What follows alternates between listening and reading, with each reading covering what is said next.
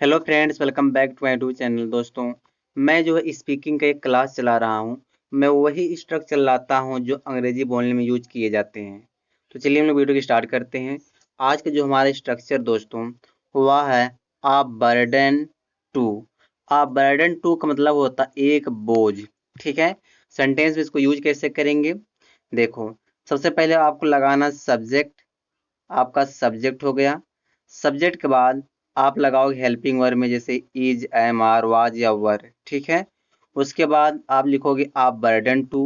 फिर आपको नाउन लगाना, जिस नाउन के बारे में आप बात कर रहे हो वह नाउन आपको यूज करना पड़ेगा। ठीक है, अब जैसे यहाँ पे दिया है, यहाँ पे दिया है कि मैं अपनी फैमिली पर एक बोझ हूँ। तो हमको अगर इस तरह से सेंटेंस आता बोलने के लिए तो हम स्पीकिंग में कैसे बोलेंगे।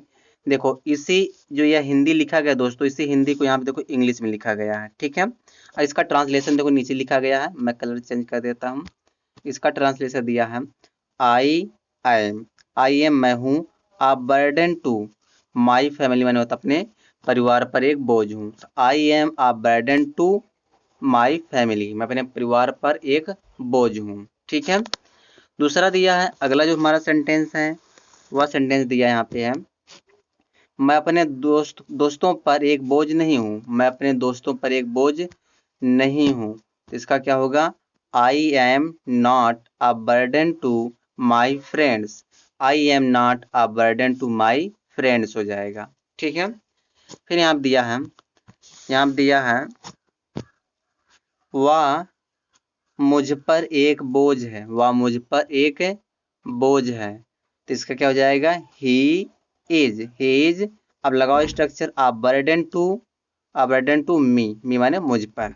तो वह मुझ पर एक बोझ है, तो he is a burden to me हो जाएगा।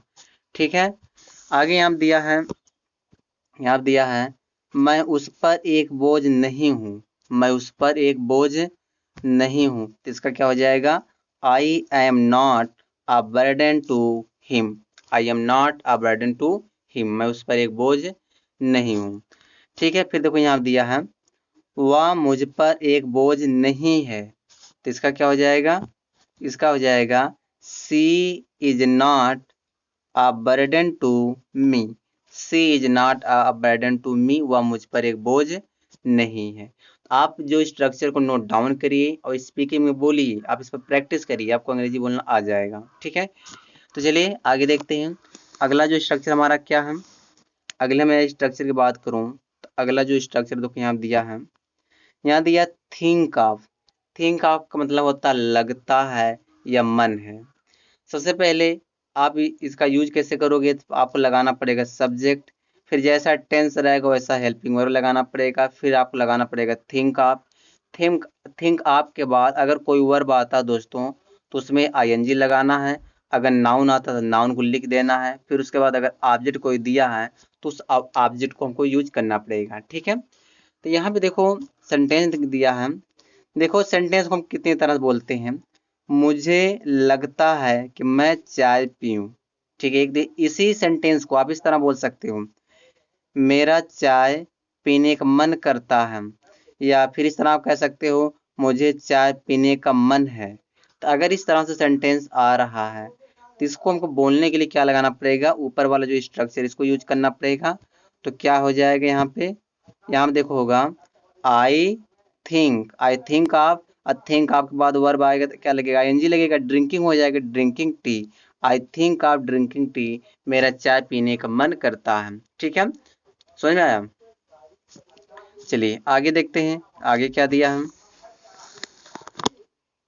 देखो, मुझे तुमसे अभी बात करने का मन कर रहा है। अब क्या हो जाएगा, अब देखो अगर इसी तरह से सेंटेंस बोलना है तो क्या करेंगे, ये कौन सा टेंस हमारा प्रेजेंट कंटिन्यूअस टेंस है, तो आप लगाइए I am thinking of talking to you right now. ठीक है, I am thinking of talking to you right now. ठीक है, बस दो ही सेंटेंस लाया था थिंक आप पर। आप इस पर बहुत सारे सेंटेंस बना सकते हो। चलिए हम लोग आगे देखते हैं, अगला स्ट्रक्चर देखते हैं। अगला स्ट्रक्चर में क्या कह रहा है कि अगला स्ट्रक्चर है क्या। ठीक है, देखो यहाँ पे है दोस्तों हैड बेटर। हैड बेटर का यूज कैसे करेंगे? हैड बेटर का मतलब क्या होता? अच्छा होगा, बेहतर होगा, भलाई है। ठीक है। अच्छा, यह कब यूज करते हैं? जब आप किसी को रिकमेंडेशन देते हो, जैसे सलाह देना, राय देते हो, या वार्निंग की बात की जाए, वार्निंग में किसी को आप धमकी देते हो, धमकाते हो या धमकी देते हो, तो उस कंडीशन में आप हैड बेटर का प्रयोग करोगे। ठीक है। सेंटेंस में देखो, मतलब इसका स्ट्रक्चर अगर मैं बात करूं तो इसका जो स्ट्रक्चर होगा दोस्तों, सबसे पहले आपको लगाना पड़ेगा सब्जेक्ट। सब्जेक्ट के बाद आप लगाइए हैड बेटर। हैड बेटर सभी सब्जेक्ट के साथ लगेगा, चाहे सब्जेक्ट सिंगुलर रहे चाहे प्लूरल रहे। उसके बाद आपको वर्ब का फर्स्ट फॉर्म लगाना है, फिर आपको क्या लगाना है? ऑब्जेक्ट लगाना है। हैड बेटर के बाद बहुत लोग टू लगा दें, टू का प्रयोग नहीं होगा।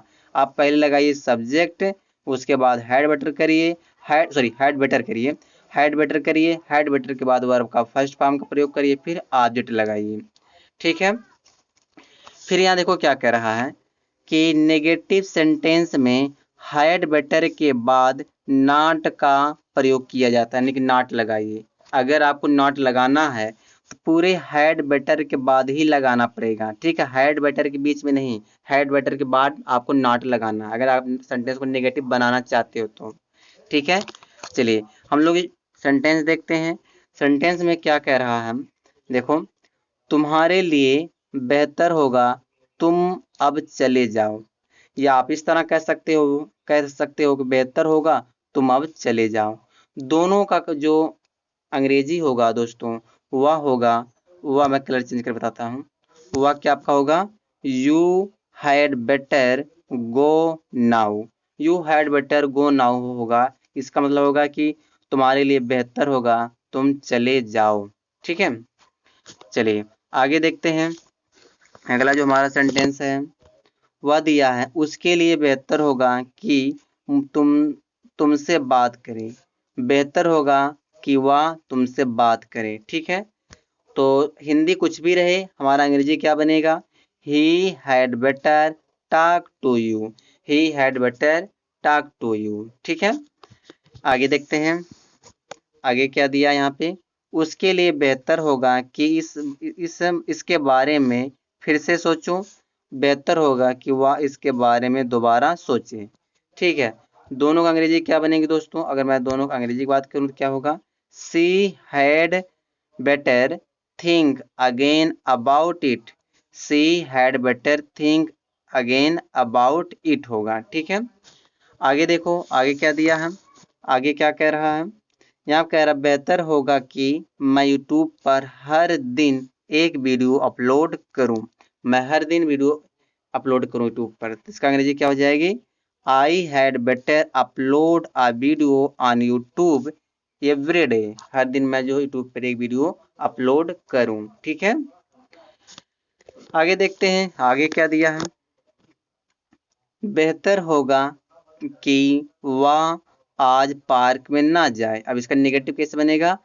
ही had better not. Better not के बाद आपको नॉट लगाना, not go to park today. ठीक है। आगे देखो, बेहतर होगा कि आप यहाँ ना सोएं।